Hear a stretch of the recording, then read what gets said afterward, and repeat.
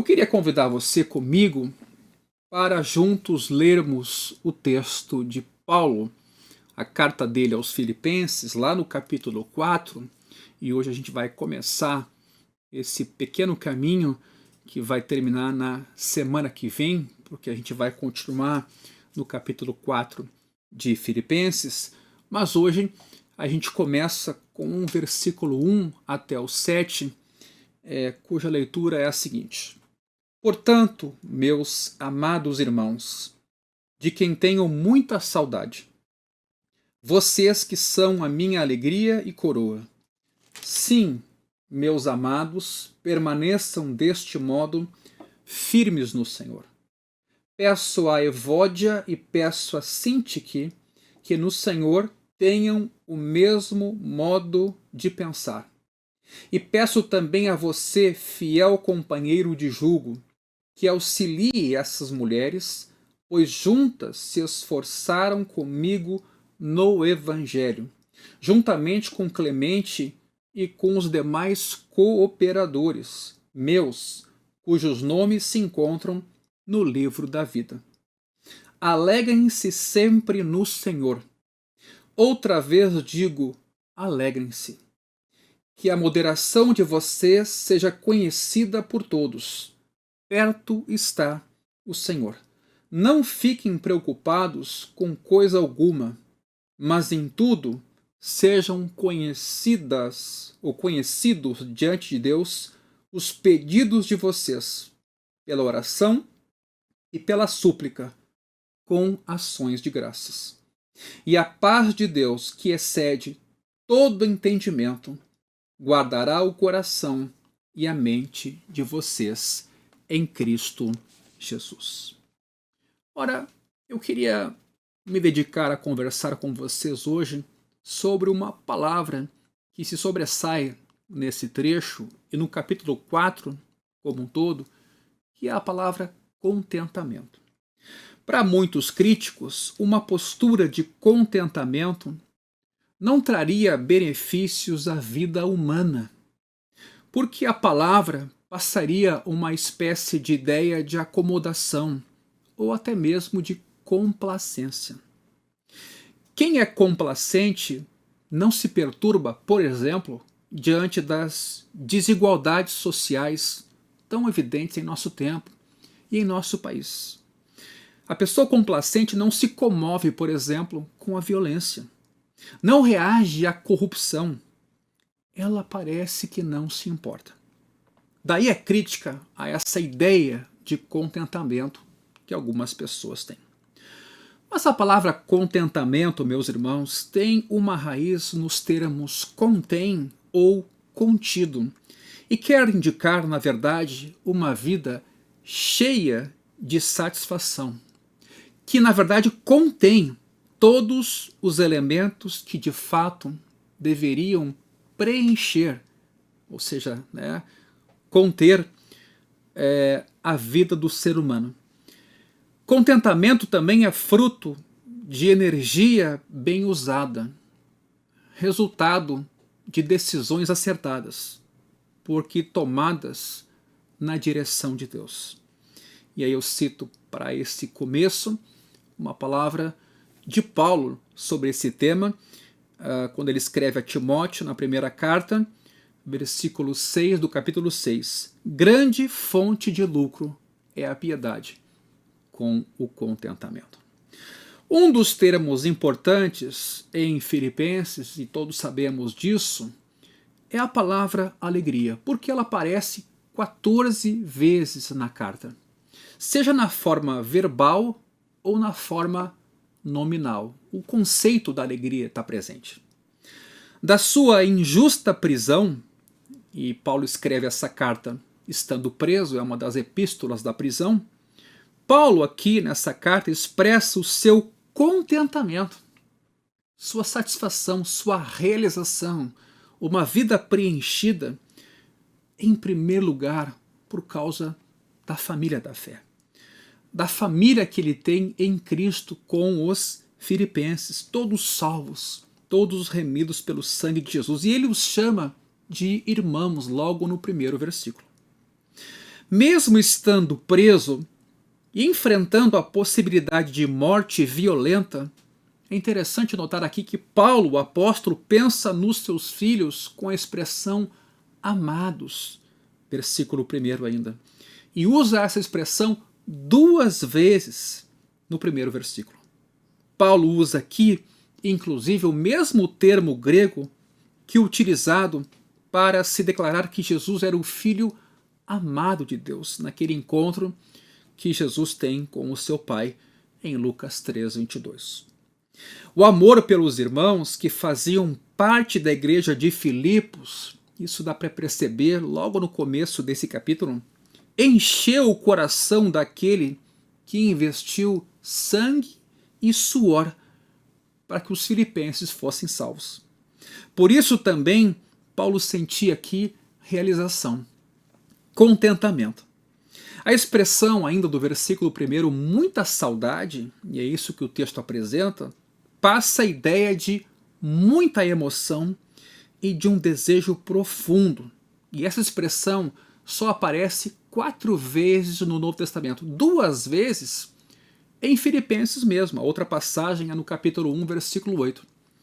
A outra passagem é em 1 Pedro 2:2, onde a palavra comunica a saudade, o desejo ardente de um bebê na direção do leite. E também o desejo de um recém-convertido quanto à palavra de Deus, ou pelo menos o desejo que ele deve ter de ser nutrido pela palavra de Deus. Saudade aqui, meus irmãos, que Paulo expressa para com os crentes filipenses, descreve um impulso forte e natural que leva pais a estarem junto de seus filhos, por exemplo, ou que leva o marido e a esposa a eliminarem qualquer distância que os possa separar. É algo que move a vida humana. Querer estar junto surge da imensa apreciação e amor, né? Que, como se vê no caso do jovem, que eu vou citar agora, através de uma pequena história, fugiu ele revoltado de sua casa. Passados anos da separação desse jovem de seus pais, uma paráfrase talvez aqui da parábola do filho pródigo, e essa vida longe dos pais foi repleta de muita atividade repugnante, considerando aquilo que os pais ensinaram, e sem haver comunicação desse jovem com os pais, um dia o jovem entrou em desespero. Idealizou um plano em função do fato de que naquele tempo a estrada de ferro que ele utilizava com o trem passava nos fundos da casa dos seus pais. Então ele mandou um bilhete aos pais sugerindo que os pais pendurassem uma tira de pano branco que fosse visível do trem, por onde aquele trem um dia passaria. Esse sinal, se os pais o colocassem, indicaria o desejo deles de que o filho pródigo voltasse para casa. No dia marcado, o jovem, ansioso, desesperado, viajava rumo à sua cidade temendo a ausência de qualquer sinal de convite para voltar ao seu antigo lar onde morava. Porém, grande foi a sua emoção ao contemplar não apenas uma tira de pano, mas 20 ou 30 tiras amarradas em ramos, arbustos e galhos. O jovem então percebeu a profundidade da saudade imerecida que os pais guardavam para com aquele filho rebelde. Pois aqui então, Paulo preso tem saudade dos crentes filipenses. A igreja, Paulo relata ainda no versículo 1, era a alegria de Paulo. Ele expressa isso textualmente. Os filipenses deram ao sofrido pastor evangelista essa alegria, essa satisfação. Como um tesouro precioso, os filipenses provocaram uma fonte de gozo a jorrar no coração do Paulo. Não somente durante esta vida apenas, mas para todos sempre, porque afinal aquelas almas não terão fim, as suas vidas serão eternas. O contentamento com o fruto do seu trabalho na primeira igreja que Paulo plantou em solo europeu acompanharia Paulo pelo resto da sua vida. E basta a gente lembrar que Filipos foi aquela cidade onde Paulo e Silas foram açoitados, foram presos, e enquanto sofriam, cantavam louvores a Deus. O carcereiro, diante de um terremoto, ia tirar sua vida e Paulo disse: não faça a você nenhum mal, estamos todos aqui. E todas as consequências dessa história que levou aquela cidade a ser sede da primeira igreja europeia que Paulo plantou. A palavra coroa, que também está presente aqui no versículo 1, acrescenta na narrativa a ideia de uma festa, de uma celebração. Ou seja, Stéphanos, que é grinalda ou coroa, não era feita de ouro ou pedras preciosas, porque não sinalizava, nesse caso, a autoridade de rei ou de imperador, mas comunicava heroísmo, como no caso de um atleta que ganha uma competição. Assim, era a honra outorgada a um casal numa festa de casamento. Uma coroa composta de folhas e flores, posta na cabeça deles, marcava quem recebia o reconhecimento dos convidados ou hóspedes. Paulo lembra, portanto, a esses filipenses a quem escreve, que eles se tornaram essa celebração para Paulo. Eles tornaram a prisão de Paulo uma espécie de salão de festas e ocasião de celebração constante. Forneciam-lhe o sentimento de um herói coroado. E quem é para nós hoje motivo de tamanha celebração? Quem agora ou futuramente na eternidade será para nós, irmãos, sinal de prêmio, de ganho?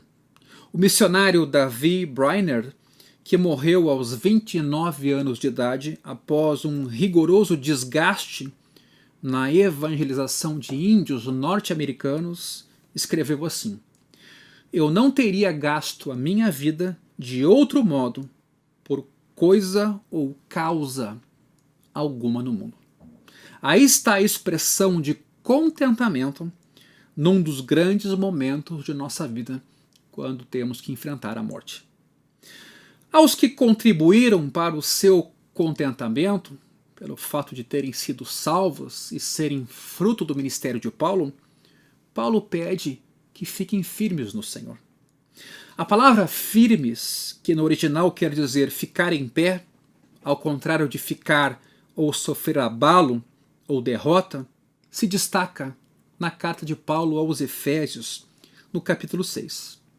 Ora, meus irmãos, toda igreja é alvo de ataque dos inimigos, de ataque de forças satânicas, mas também de tentações carnais.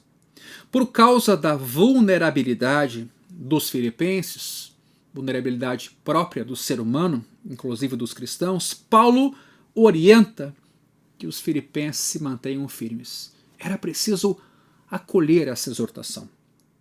Nesse momento, possivelmente veio à mente de Paulo uma das brechas que talvez favorecesse o abalo da igreja naquela cidade. E a brecha é falta de entendimento, falta de maturidade. O que aconteceu? Evódia e Sintique, como a gente vê no versículo 2, valiosas cooperadoras do apóstolo no início do trabalho e também depois com Clemente e outros, essas duas haviam ajudado Paulo no avanço do evangelho. Mas um desentendimento rachou a comunhão entre elas. É o que o texto dá a entender. E não houve suficiente espiritualidade para consertar essa comunhão. É de grande vantagem, atenção, numa hora dessas, meus irmãos, ter um fiel companheiro de jugo, capaz de auxiliar as mulheres, nesse caso, na reconciliação das suas diferenças. Literalmente, elas devem pensar a mesma coisa. É o que diz Paulo um pouco antes em Filipenses 2:2. O que sobressai nesses versículos é a importância dos cooperadores, daqueles que operam conjuntamente. Paulo não valorizou na sua caminhada o ministério solitário, isolado. Timóteo, Epafrodito, por exemplo, nessa mesma carta serão citados. Eles vão a Filipos como representantes do apóstolo. Basta olhar o capítulo 2, dos versículos 20 a 28, e você vê como Paulo tinha em conta a Timóteo e a Epafrodito e como eles eram delegados, tinham autoridade delegada de Paulo para falarem em nome de Paulo. Novamente, vemos a importância de Evódia e Sintique. Vemos também a importância do fiel companheiro, cujo nome não é mencionado aqui, pode ser até um pastor. Vemos a importância de Clemente e vemos a importância dos demais cooperadores, como o texto cita. A palavra é sinergoi, trabalhadores juntos. Paulo não se orgulhou em trabalhar isoladamente, mas com uma equipe. E a igreja é a metáfora perfeita do que é o nosso trabalho. Somos membros diferentes, mas estamos interligados uns aos outros. As funções podem variar, mas todos somos chamados a vivermos a vida cristã e a testemunharmos de Jesus e a servirmos uns aos outros. Essa ideia de uma igreja hierarquizada, muito verticalizada, onde não há uma vida comunitária e uma consciência do papel de cada um e do papel importante e imprescindível de cada membro do corpo de Cristo, torna o corpo mais fraco, mais inoperante, mais lento. E é por isso que aqui Paulo destaca o trabalho da cooperação. Ou seja, os nomes desses cooperadores também estão inscritos no rol celestial de salvos, que aqui é chamado o livro da vida, versículo 3. Foram homens e mulheres que levantavam e ajudavam a sustentar as mãos do líder Paulo, como Arão e Hur fizeram com Moisés em Êxodo 17:12. Quando Jesus enviou os seus auxiliares, os 12 discípulos, e depois também quando enviou os 70, eles voltaram jubilosos por causa do poder pelo qual foram capazes de lutar contra os inimigos, porque os demônios se submetiam ao nome de Jesus nessa investida dos discípulos no campo missionário. Jesus, porém, adverte os discípulos: alegrem-se, não porque os espíritos se submetem a vocês, e sim porque o nome de cada um de vocês, veja bem, o nome de cada um de vocês está registrado no céu. Meus irmãos, nosso contentamento não deve se fixar nos sucessos desta vida, mas no relacionamento que não tem fim com o nosso Senhor e Salvador, Ele que nos deu acesso à eternidade, Ele que permitiu que o nosso nome, pelo seu sangue, fosse um nome arrolado no livro da vida. Nada fica mais claro do que a necessidade dos filhos de Deus terem seu contentamento, sua satisfação, sua realização no Senhor e não nas circunstâncias da vida, como variáveis que são. Em Cristo, Senhor de todos os acontecimentos que atingem a nossa vida, todos mesmo, temos a possibilidade de manter a esperança com tranquilidade. Fora da soberana vontade do Senhor, onde, meus irmãos, se descobririam bases para a satisfação quando as crises e os problemas nos apertassem, para onde a gente fugiria, a quem a gente recorreria, quando a injustiça nos aflige e os falsos insultos nos degradam, porque nos atacam pessoalmente, o contentamento muito frequentemente se torna murmuração e insatisfação. Quando a situação nos decepciona até o ponto de querermos agredir alguém, e isso infelizmente pode acontecer, como é possível nos alegrarmos no Senhor? Como é possível que Paulo, preso injustamente, pudesse se alegrar e recomendar que quem estava fora fizesse a mesma coisa? Ora, permitir surgir em nós qualquer espírito de amargura mortífera nos destruirá. Por isso o versículo 4 expressa um desejo de Paulo e uma exortação: alegrem-se sempre no Senhor. Não é só para que a gente, quando tiver alegria, tenha no Senhor, mas que a gente procure viver também uma vida de alegria. E Paulo aqui exorta e repete a exortação já feita no capítulo 3, versículo 1. Somente Deus, meus irmãos, pode transformar qualquer atitude ou sentimento depressivo e amargo em contentamento e alegria. A. W. Tozer observou certa vez que quem tem Deus e mais tudo o que há no mundo não está melhor colocado na vida do que o ser humano que tem somente a Deus. Foi semelhante verdade profunda que Paulo desejava expressar com a sua exortação repetida aqui: alegrem-se sempre no Senhor. Ora, Isaías predisse 700 anos antes do advento de Cristo que os redimidos, segundo o capítulo 12, versículo 3, tirariam com alegria água das fontes da salvação. O Evangelho é o poder de Deus. O Evangelho é essa vida em abundância. O Evangelho realmente nos dá contentamento, e Isaías já conseguia enxergar isso desde muito antes, nesse capítulo 2, versículo 3. Apesar desta e outras passagens bastante encorajadoras, muitos crentes hoje revelam profunda insatisfação. Nada está bom. E a impressão que eu tenho é que quanto mais a gente tem, menos feliz a gente é. Talvez por esse motivo Jesus tenha alertado aos ricos para que depositassem a sua esperança em Deus. Talvez por esse motivo Jesus tenha dito que dificilmente um rico entra nos céus, pela tendência do rico de confiar nos bens, no poder e no dinheiro.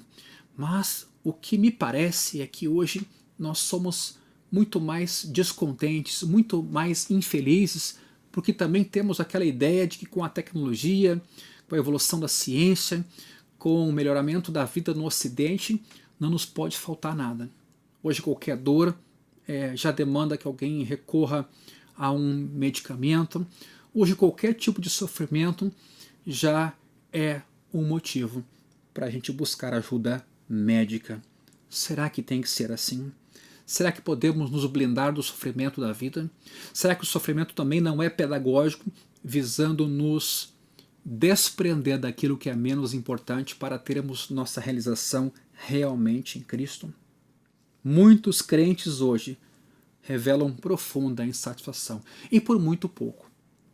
As circunstâncias que Deus às vezes destinou, inclusive para nos disciplinar, para nos levar a uma libertação, a uma maturidade, a uma autonomia desse mundo, embora agarrados com Cristo, muitas vezes essas disciplinas amorosas produziram em nós amargura e ressentimento, ou um sentimento de que Deus nos abandonou.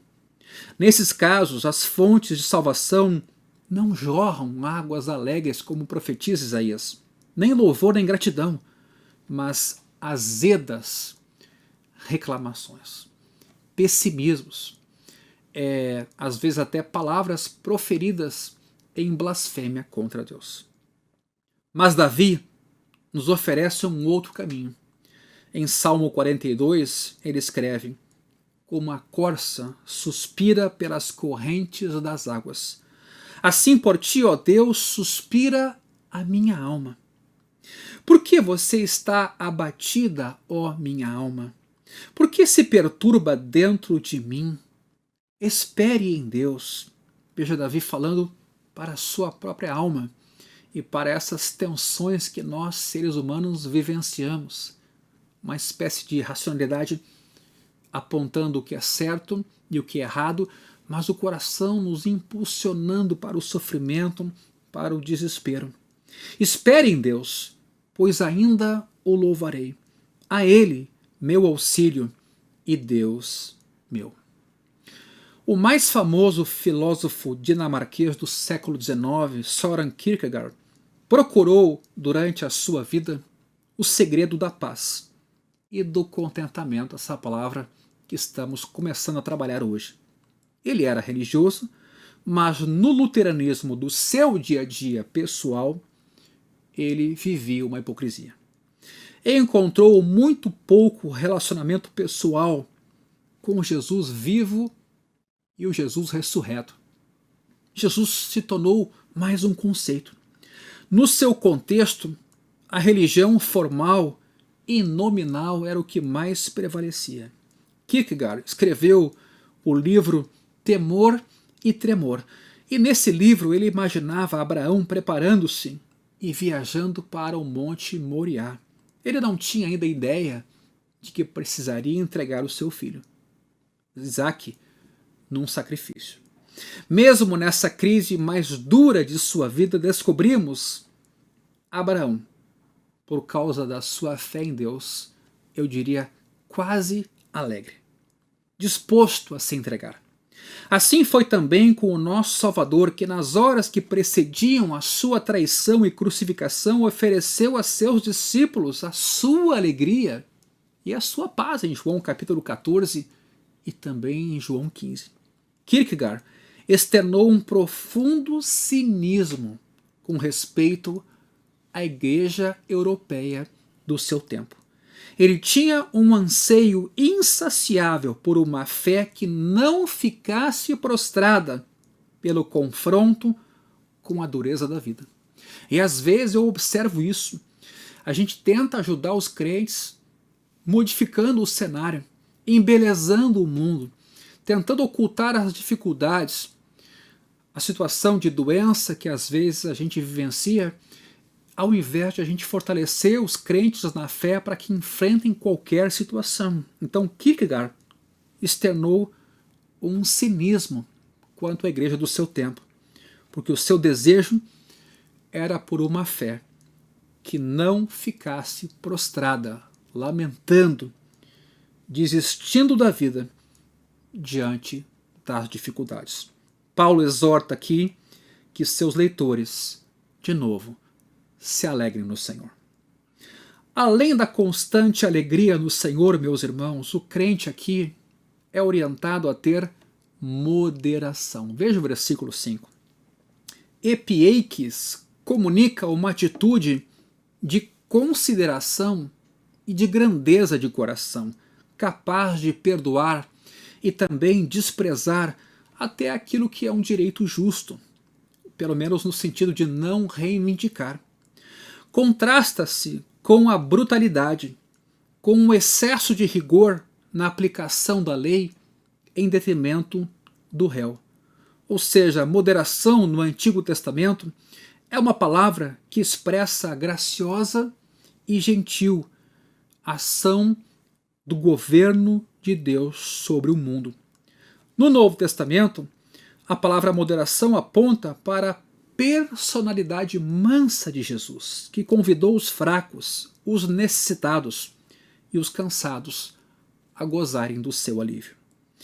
Paulo usa essa expressão mansidão e benignidade de Cristo em 2 Coríntios 10:1, formando uma base para a exortação que ele faz aos coríntios que careciam tanto dessa qualidade na sua vida. Mas a igreja de Cristo deve ser conhecida pela benignidade e gentileza que a caracterizam. Demonstrar serenidade, meus irmãos, é uma das qualidades mais aparentes a respeito do contentamento. Ela fica evidente Quando temos tranquilidade, moderação, equilíbrio, sabemos que Deus está no controle. O cristão que reivindica para si o direito de julgar o próximo, condenando-o sem brandura ou mesmo sem mansidão, toma o lugar amoroso do juiz Jesus, apontado como o verdadeiro juiz das almas humanas. Fica evidente que à medida que a igreja perde a sua benignidade diante dos homens, das pessoas, da sociedade, ela perde também a sua qualidade de povo convidativo e contente. Aquele povo atrativo, aquele povo comum no início da igreja primitiva que despertava simpatia na sua comunidade. Paulo lembra que o Senhor aqui está perto, versículo 5. Quer dizer que Cristo logo julgará a todos com equidade perfeita. Não é necessário tentar se vingar dos que cometeram injustiça. E sempre pense aqui em Paulo, preso como estava. O povo de Deus aqui mostra o seu contentamento, com a sua moderação. A segunda vinda de Cristo marcará a implantação de um governo perfeito e justo, definitivamente. Não é de nossa competência impor à sociedade uma justiça humana, mas anunciar a solução presente e também a vindoura, porque perto está o Senhor. Uma das orientações menos observadas por todos nós é o de não permitir que a ansiedade tome conta dos nossos corações. Nosso descontentamento se externa com muitas murmurações e queixas constantes. Ao mesmo tempo, reprimir o descontentamento pode levar a um momento de explosão emocional e até física, com consequências incalculáveis. Como o óleo, meus irmãos, que excede num carro o prejuízo da alta temperatura do motor, ao mesmo tempo, esse óleo lubrifica todos os pontos de pressão e atrito. Pois bem, assim acontece com a paz divina em cada um de nós. Ela emana segurança absoluta de que todas as coisas da vida e momentos, especialmente aqueles que estão fora de nosso controle, e por que não citar a pandemia aqui, tudo isso está sob os cuidados de um Pai amoroso, onisciente, onipresente, um Pai justo. A promessa da paz que excede o entendimento e que guardará nossos corações e mentes em Cristo, como diz o versículo 7, é para todos nós.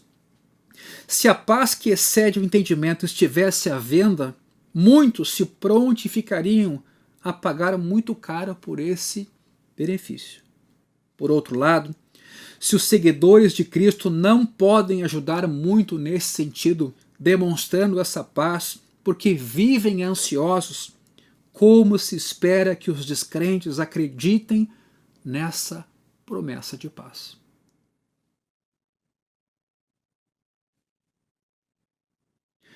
Paulo não sugere que a paz celestial aqui, que vem a esse mundo, dominará todo o coração de todo crente, como, por exemplo, as águas cobrem o mar. Se o desfrute dessa paz fosse automático, não haveria no texto a exortação aos crentes. Não fiquem preocupados, diz o versículo 6 textualmente. Mas a segunda parte do verso ainda nos orienta. Em tudo sejam conhecidos diante de Deus os pedidos de vocês pela oração e pela súplica, com ações de graça. O antídoto para a ansiedade e o descontentamento, meus irmãos, não se encontra senão na oração a Deus. E numa oração feita em fé, por meio de Jesus, e com muitas ações de graças. Há pouco eu mencionei que hoje a gente parece muito mais ingrato, mais sensível a perdas, temos muito mais do que tiveram os antigos, e parece que isso não nos ajudou. Ao contrário, nos tornamos hiperreativos, hipersensíveis a qualquer tipo de sofrimento, mesmo aqueles que Deus permite para o nosso bem, para o nosso amadurecimento, e às vezes a gente se protege daquilo que Deus nos traz para crescermos na fé. Então, nesse sentido, a oração em fé, por meio de Jesus e com ações de graças, com gratidão, relembrando os feitos de Deus, não se esquecendo dos seus benefícios, tudo isso é um antídoto para essa vida louca, ansiosa, corrida, dependente de bens, dependente às vezes de coisas bem pouco importantes. E é nesse sentido que Paulo aqui nos orienta. A palavra mas aqui, veja o versículo 6, indica um contraste. De modo que devemos colocar a nossa vida toda diante de Deus, ao contrário de sermos ansiosos ou vivemos preocupados. E não somente quanto a nos depararmos com as crises.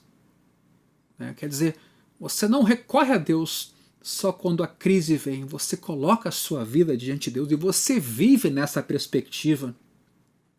Isso implica também em saber, por exemplo, ouvir um não na oração. Ouvir que Deus não quer nos dar ou fazer isto ou aquilo, mas ainda assim é um não com Deus presente. É Deus conosco. Por meio de Jesus, o autor aos Hebreus escreveu: ofereçamos a Deus sempre sacrifícios de louvor, que é fruto de lábios que confessam o seu nome. O termo aqui, guardará, no versículo 7 desse texto de Filipenses, literalmente sugere uma proteção interna. Ou seja, citando aqui um outro texto em que a palavra guardar aparece, 2 Coríntios 11:32, o governador nomeado pelo rei Aretas montou guarda na cidade dos Damascenos para me prender. Paulo está relatando, momento pessoal dele. Mas num grande cesto me desceram por uma janela da muralha.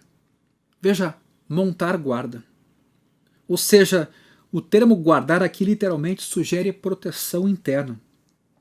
Com a oração feita nesses termos, meus irmãos, são colocadas sentinelas às entradas da mente e do nosso coração, para impedir a penetração de pensamentos oriundos do tentador, do diabo. Sim, Satanás deseja ardentemente expulsar a paz do Deus pessoal que cada um de nós tem. Expulsar essa paz desse Deus íntimo de cada cristão, do Cristo que mora e vive em nós pela fé. Porque ele sabe que se assim o fizer, estará colocando em dúvida a nossa fé, em dúvida o nosso lugar, em dúvida a nossa razão de existir. Não que às vezes a dúvida não venha também do nosso interior, nosso coração pecaminoso, mas a promessa é de que uma paz que excede todo o entendimento nos protegerá na mente e no coração. O direito do Filho de Deus, Paulo apresenta aqui, é o contentamento, é a realização, é estar pleno de Cristo, reconciliado com o Pai. A insatisfação, meus irmãos, é o sintoma de que algo não está bem em nossa vida e precisa ser reconsiderado. Veja bem, não importa a situação, não importa a circunstância, não importa o poder aquisitivo, não importa o que estejamos enfrentando, insatisfação é sintoma de que algo em nossa vida não está bem e precisa ser revisto. Paulo apontou para a sua satisfação, por exemplo, com a comunidade dos filipenses, estando preso, e também para com seus auxiliares que labutavam no ministério pastoral, auxiliavam Paulo. Ficou descontente, porém, com o desentendimento que tornou as cooperadoras Evódia e Sintique inimigas, mas contava com um fiel companheiro, além de Clemente e outros obreiros, para resolver aquela questão. Os fatores elementares do contentamento para Paulo aqui são: 1. Alegria no Senhor, e não nas circunstâncias sujeitas a tão bruscas mudanças. 2. Um espírito tolerante e misericordioso, que se afasta da obrigação de cobrar aos direitos a que pensa ter razão, ou que não se vinga das injustiças sofridas. 3. Paulo apresenta a ansiedade como pecado, indicando o caminho da oração e da gratidão. Claro que há aqui coisas de ordem orgânica que precisarão ser vistas por um profissional. Agora, outra coisa é o que às vezes a gente faz: viver uma vida ansiosa, não recorrer a quem nos cura da ansiedade e entregarmos isso sempre para a medicina ou para alguém da área da saúde. Paulo apresenta a ansiedade aqui como um pecado, nos orienta a fugirmos dela. E de que modo? Nos conduzindo à oração e à gratidão. Por meio da petição e da confiança no Senhor, podemos usufruir da sua paz interna, da sua paz interior, não importando quais sejam as circunstâncias ameaçadoras. E aqui, voltando a uma citação inicial de Paulo, na sua carta a Timóteo: grande fonte de lucro é a piedade com o contentamento. Meus irmãos, como a gente hoje percebe tristeza, decepção, angústia, dor na vida da igreja.